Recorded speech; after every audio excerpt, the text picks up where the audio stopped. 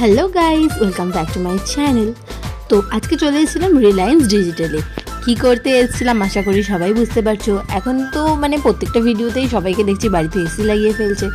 তো যাই হোক, আমাদের বাড়িতে এর আগে কোনো এসি ছিল না। আমি আর আমার ভাই মিলে এই প্রথমবার একটা এসি নিলাম।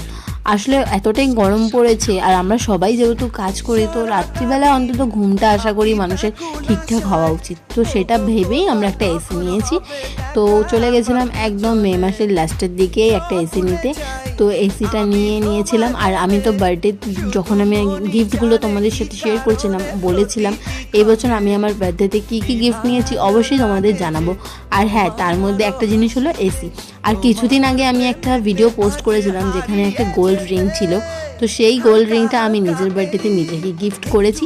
কে কে দেখলে ভিডিওটা অবশ্যই কিন্তু কমেন্ট করে জানিও। টাটা।